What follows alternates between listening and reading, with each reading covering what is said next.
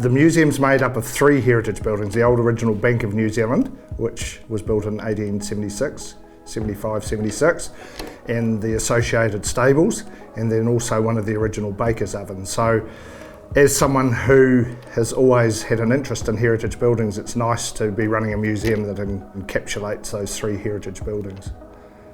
The former B&Z building needed to undergo strengthening because it didn't meet code under the new legislation in terms of earthquake protection or seismic strengthening. So it was a matter of having to do it if we wanted to continue to use it for a public purpose. We were ready to go, but just didn't have the money, and of course the whole story about COVID and getting government funding and local government funding to ensure that this happened was such a good story, because we probably had no chance of ever raising the 3 million on our own through sausage sizzles and raffles. The most challenging thing was to try and keep an income stream coming in, keeping the rest of the museum open, with dust, dirt, noise, winter, issues with contractors, etc, etc.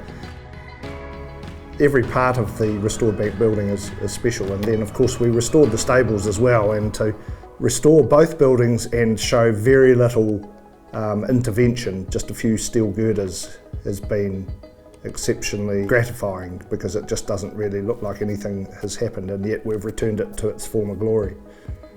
We already had displays that were in the bank, and so we knew what the themes were going to be along the lines of the Chinese, medicine, music, but we introduced some semi-current things like the development of tourism, and an old favourite of ours, which is the development of the Cribby era, or the batches if you're in the North Island, so those holiday houses from the 70s, 60s and 70s.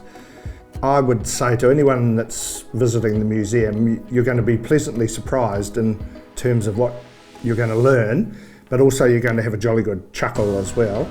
And it's a whole family experience, it's an interactive experience, it's not like some stuffy museums where you can't touch things. The more robust things you can touch, so you can touch big pieces of mining machinery, the wagons, you can go into a schoolhouse and sit down and pretend you're in a Victorian schoolhouse. You can touch a slab of Panamu or various rocks. You can do all sorts of things. There's even a pinball machine in there now that brings a lot of smiles. People always come out and comment, gosh, that was far bigger than we thought. And that's always the challenge, to try and get people in to actually see it. And once they see it, they think, gosh, that was amazing.